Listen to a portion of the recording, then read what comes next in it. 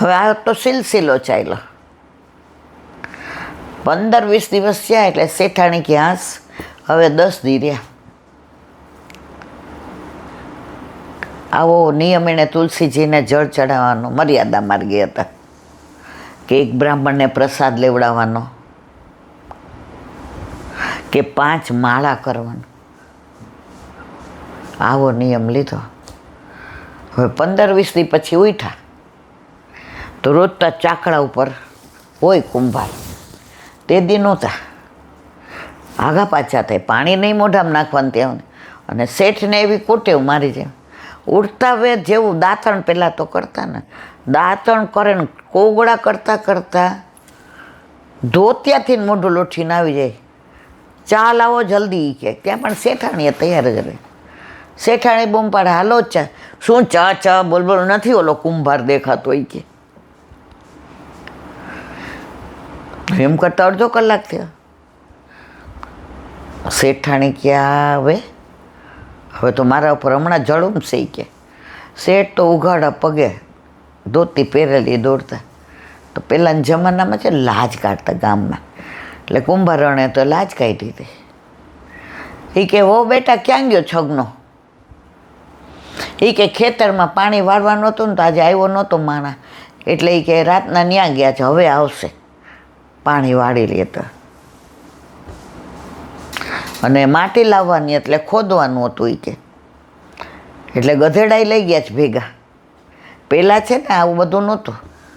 પહેલાં માટી લાવવી હોય કે આવું હોય ને સામાનનું ફેરવા તો ગધેડા આવતા હતા, એટલે કે ગધેડા ભેગા લઈ ગયા. શેઠે જોયું તો એનું ખેતર. શેઠ તો ઉઘાડા પગે કાંટા કાંકરા કાંકરા જોયા વિના જઈને કે છગના છગના છગના. ઓલો જે ખોદતો હતો ને એમાંથી ને સોનાનો ચરુ નીકળો, અંદર સોનાના સિક્કા. એ કેવો બાપા આ જોઈ ગયા એટલે હવે એ કે, કારણ કે મારીને આ બાજુવાળાની હદ ભેગી છે. આમ તો એના હાથમાં આવે જ નહીં, પણ એ એના માટે ઝઘડા કરે છે. હવે મળ્યું ત્યાંથી એ કે આવી જાવ, કોઈને કહેતા નહીં, આપણા બેનો અડધો અડધો ભાગ. શેઠ ક્યાં શેની વાત કરે છે સવારના? શેઠને તો રસેમાં તો જલ્દી મોઢું જોઈ લો એટલે ચા પી લો. હવે ઓલો ઊંધું ફરીને આવી રીતે માટી ખોદતો હતો અને ગધેડા ઓલી બાજુ હતા. શેઠ કે શું કહેશો? એ કે બાપા આવો ને અહીંયા. શેઠ કે પેલા તાર મોઢું બતાવો. એ કે ભાઈ મોઢું પછી બતાવું, અહીંયા આવો. શેઠ કે આનું ક્યાં મોઢું જોવાનું નામ નિયમ લીધા. ગયા ને જોયું તો આટલો મોટો ચરુ, એમાં સોના છે. એ કે છગના, એ કે કોઈએ જોયું નથી, આપણે બે જ જોયું છે. અડધા અડધા આપણા બેના, મને જ ગણતા આવડતું નથી. આ ગધેડા લઈ આવ્યો છું, એમાં ન મુકાય, ઓલું માણા જોઈ જાય. અડધા અડધા કરી નાખો. શેઠાણીને મોકલો ને કુંભારને મોકલો, પાણીની હેલની જેમ લઈ જાય. શેઠ તો મોઢું જોઈ લીધું, ચા પીધી. શેઠાણીને કે બળતરામાં તમારા બધાને ઉતારવા માટે મેં આવો નિયમ લીધો. જા કુંભારનું મોઢું જોઈને તોય આખી જિંદગી નો કમાણો. હાથ નહીં 71 પેઢી હાલે એટલે સોનાના. પછી વાત કરી આજથી વ્યાજ વટાવ બંધ. શેઠાણી કે આવ્યું છે ને એ બધું સારા કાર્યમાં વાપરવાનું. સ્કૂલ બંધ, નિશાળ, પહેલાં નિશાળ છોકરાઓ એ કે તડકા નાને જાય છે ને, બીજે નિહાળ નથી એટલે અહીંયા હારા માયલી નિહાળ એટલે બીજાના અહીં ભણવા આવે. ધર્મશાળા, આ કૂવો એક છે તો સવારે વવારોને બહુ તકલીફ પડે છે, 4 કૂવા બીજા. અને જેટલાની જમીન ગીરવી પડી છે કોઈએ દીકરીને લગ્ન માટે, શેઠાણી બધાને દઈ દો. અને આ ચરુ મળ્યા એ તો હારામાં વાપરવાના, આપણે છોકરાના. તો આપણું આ ઘર આપણે ન હોય ને ત્યારે મંદિર બનાવવાનું કૃષ્ણનું. અને અહીંયા બધા એ ભજનને મર્યાદા માર્ગે માનતા હતા, કૃષ્ણને જ, પણ મર્યાદા માર્ગે. શેઠાણી કે કુંભારનું મોઢું ગુસ્સામાં જોવાનો નિયમ રાખ્યો તો એ તમારું જીવન પરિવર્તન થાય. તો 5 માળાનો તુલસીએ પાણી પીવડાવવાનું, સૂર્યનારાયણને અર્ઘ. શેઠાણી હવે જીવીએ ત્યાં સુધી એ જ કરવું છે. તમે જેમ કરો ને કયો ને એમ મારે કરવાનું. શેઠાણી બહુ બાંધા ભાથા, મેં વ્યાજ ભેગા કર્યા. એટલે તો તમારા બા આવ્યા પ્યોર પુષ્ટિ માર્ગે. બ્રહ્મ સંબંધ લેવાનું કીધું તો મેં ના પાડી કે હું વ્યાજ વટાવનો ધંધો કરું તો ઠાકોરજીને વ્યાજનો ધરાય નહીં. શેઠાણી હવે આપણે બ્રહ્મ સંબંધ લઈને ઠાકોરજી પુષ્ટ કરાવી લઈએ. અને આપણે ન હોય ત્યારે ગુરુદેવને આ સોંપી ને અહીંયા હવેલી કરવાના. ગુસ્સામાં લીધેલો નિર્ણય પણ નિયમ હતો તો પામી ગયા. તો આપણે અધિક મહિનામાં ઠાકોરજીને વધુ લાડ લડાવવાના. અદકીમાં સામગ્રી. કાલે એક વૈષ્ણવ કહેતા હતા, કૈલાબેન અમે બહુ ભણેલા નહીં, એટલે પુરુષોત્તમ મહિનામાં રોજ એકવાર પુરુષોત્તમ સહસ્ત્ર કરવાનું. પણ અમને ઉચ્ચારમાં બહુ તકલીફ પડે, એટલે મને ખબર કે મને 1.5 કલાક થાય, તો રોજ સવારે અહીં મંગળા કરવા આવું છું. અધિક મહિનામાં નહીં, હું સાંજે આવીશ. સવારે વહેલા ઉઠી નાહી ધોઈને બ્રહ્મ મુહૂર્તમાં પુરુષોત્તમ સહસ્ત્ર કરીશ. તમારી પાસે આમ જુદા ઉચ્ચારોમાં છે? મેં કીધું હા છે. આવ્યા ને લઈ ગયા. મને કે તમારે? મેં તો મારી પાસે જ છે. બીજું 2 હતા, એમાં જે ઉચ્ચાર સહિતનું હતું એ તમને આપ્યું, આ મેં રાખ્યું. કહેવાનો આશય એ મારા વાલા, અધિક મહિનામાં દેહ નથી દમવાનો, પ્રભુના તત્સુખનો જ વિચાર કરવાનો છે. દીકરા ભેગા રહેતા રહે જ છે, પણ અહીંયા એનું પોતાનું મકાન છે. એટલે દીકરાને કીધું, ભાઈ અહીંયા આનંદ જ છે, તમે મને સરસ રાખો છો, પણ 1 મહિનો હું ને મારા પ્રભુ, બીજું કોઈ નહીં. એટલે 1 મહિનો ઈલાબેન હવે અહીંયા છું. મેં તો વલ્લભે તમારા માટે વિચાર્યું. તો જેને વિઠ્ઠલનાથ વિચારે રે એને પ્રગટ પદાર્થ ચારે રે. કાલે અપરા એકાદશી, એનું અનુસંધાન હોલમાં કરીશું. અપરાનો મતલબ શું અને કેમ અપરા એકાદશી? આ મહિનાની આ છેલ્લી એકાદશી, પછી અધિક મહિનાની 2 આવશે. વલ્લભભાઈ આપણને 12 દુ 24 એકાદશી અને 2 અધિક મહિનાને અને 4 જયંતી. તિલકાયત શ્રીએ અધિક મહિનાનું બધું સમજાયું ત્યારે સ્પષ્ટ આજ્ઞા કરી છે કે પ્રભુને શ્રમ પડે એવું એકેય મનોરથ ન થાય. અન્નકૂટ છે, પવિત્ર એકાદશી છે, આવા બધામાં અત્યારે વધુ મનોરથ. કેવી ગરમી છે, નાવ ન કરીએ, ફૂલ મંડળી ન કરીએ, હિંડોળા ન કરીએ. જે પ્રભુના અત્યારે ભારે જરીના વસ્ત્રોને ભારે શ્રૃંગારને, ભલે પ્રભુ તો જેવું ધરાવશો એવી વૃત્તિ ત્યાં આવશે વ્રજમાં, કોઈ સવાલ નથી. પણ આપણને આપણા પ્રભુ ફૂલથી વધુ કોમળ છે, માખણથી વધુ. એટલે આપણે પ્રભુને સુખ થાય એવા મનોરથ આપણા ઘરે આપણા માથે બિરાજતા આપણા ઠાકોરજીના કરવાના. બોલો વલ્લભાથી.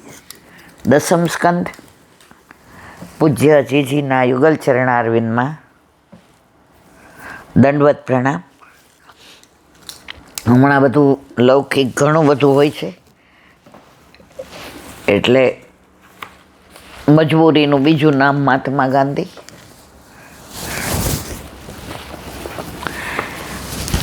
કૃષ્ણ જન્મ લીલા.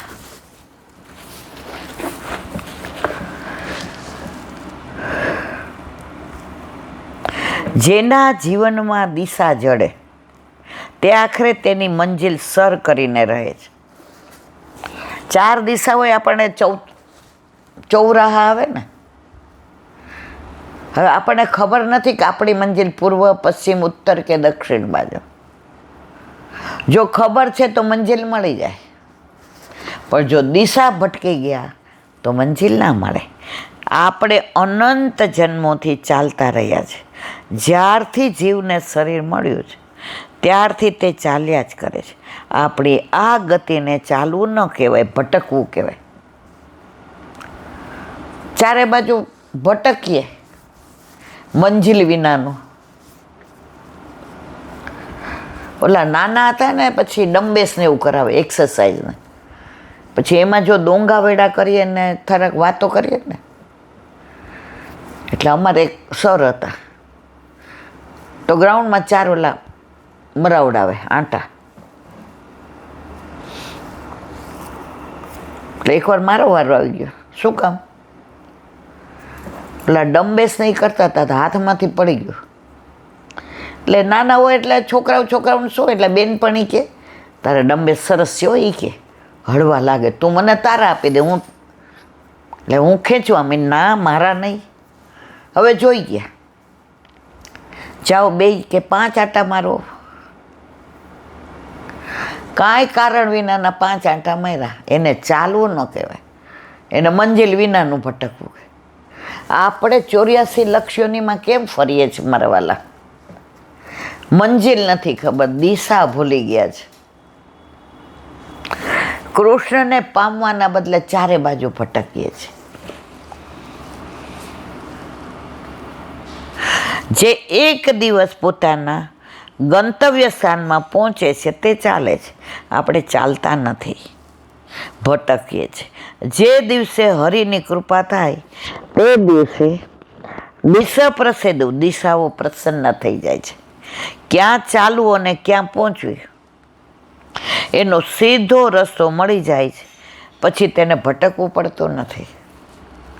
શ્રી સુખદેવજી કહે છે, ગગન નિર્મોલું ગણોદયમ રાજન. શ્રી શ્યામ સુંદરના પ્રાદુર્ભાવ પહેલાં આકાશ સ્વચ્છ થઈ ગયું. પ્રભુ પધારવાના હતા તો આકાશ સ્વચ્છ થઈ ગયું. આકાશ મંડળમાં તારા અને ચંદ્ર ખીલી ગયા. શ્રાવણ મહિનાની રાત એટલે વાદળોથી છવાયેલી રાત, પણ ભગવાનના પ્રાદુર્ભાવ પહેલાં વાદળો ખસી ગયા. જેના જીવનમાં જે શ્રી હરિનો અવતાર થવાનો હોય તેના વાદળ ખસી જાય. જો જેના જીવનમાં હરિનો પ્રાદુર્ભાવ થવાનો એના જીવનમાંથી વાદળો. આ વસ્તુ આપણને લાગુ પડે છે. આપણા ઘરે આપણા માથે બિરાજવા ઠાકોરજી પધારે, બધું ઘરમાં એ વ્યવસ્થિત કરી દે છે. આપણે કાંઈ કરવું પડતું નથી. પધાર્યું છે કોણ? ત્રિલોકનો નાથ, બ્રહ્માંડનો નાથ, વિશ્વનો નાથ. વલ્લભે આપણા માથે પધરાવી દીધો છે. બધી વિટંબણાઓ જતી રહે. મન પ્રભુમાં વળવા માંડે, કારણ કે મનમોહન ઘરે પધાર્યા છે. લૌકિકમાંથી અલૌકિકમાં મન પ્રસન્ન થઈને રહે.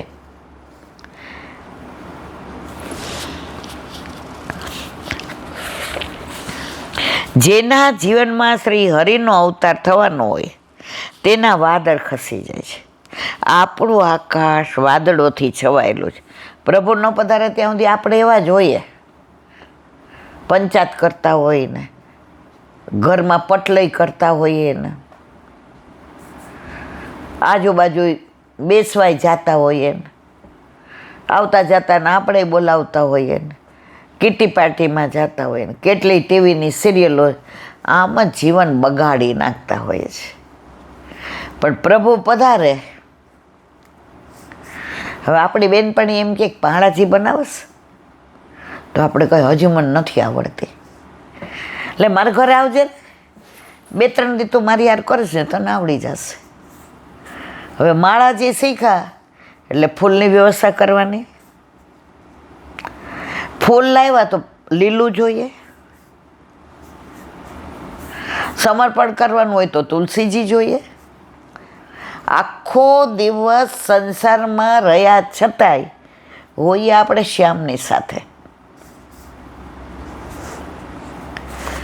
તો પ્રભુ પધાર્યા પછીની આપણી જિંદગી સંસારમાં રહેવા છતાંય શ્યામમય બની જાય છે. આ આપણા માર્ગની વિચક્ષણતા છે. પૃથક શરણ માર્ગોપદેશતા વલ્લભે કહ્યું છે કાંઈ નથી કરવાનું, જેમ છે એમ જ રહ્યો, બસ કરતા પ્રભુને બનાવી દો. નવી ગાડી લાવી હોય ને આપણને બરાબર ન આવડતી હોય એટલે દીકરો એમ કે ના ડ્રાઈવર રાખી દો જ પપ્પા. હવે ડ્રાઈવર સુલઝેલો હોય, ક્યાંય ટ્રાફિક કોઈને જોઈ લે ઓલા મોબાઈલમાં તો ફરીને લે. પોલીસને બધા ઊભા હોય ને ક્યાંય ધમાલ થઈ હોય તો આગળથી લઈ લે. બધા કે અમારી હારે નીકળાતા તોય તમે ટાઈમે પહોંચી ગયા. અમારો ડ્રાઈવર સુલઝેલો છે. લૌકિક ડ્રાઈવર સુલઝેલો હોય ને તોય મંજિલ સુધી જલ્દી પહોંચી જવાય. તો આ તો અલૌકિક સારથી મારો નાથ છે, જેનો સારથી કૃષ્ણ હોય ને, સ્વાર્થી ન હોય ને, એ જીવનનું યુદ્ધ જીતી જ જતા હોય છે. ક્યાં સૂર્યનો પ્રકાશ ઓછો કરી નાખવો, ક્યાં દિવસ હાથમાં દેવો, કોના દ્વારા બાણ છોડાવવું, ક્યાં ખોટું બોલવું, બધી વ્યવસ્થા પ્રભુ કરે છે. પણ સારથી કોણ હોવો જોઈએ? કૃષ્ણ. ચિંતા, વાસના, ક્રોધ વગેરેના જાત જાતના વાદળો આપણા ચિત્તરૂપી આકાશમાં છવાઈ ગયા છે. એક વાદળને છોડવા જઈએ ત્યાં બીજા 4 વાદળ આવી જતા હોય છે. તે વાદળોમાં ચંદ્રની શીતળતા અને સિતારા ઢંકાઈ ગયા છે. બોલો વલ્લભારતી. વ્રજ વિહાર શ્રી નવનીત પ્રિય શાસ્ત્રીને હાલો ફટાફટ કરો.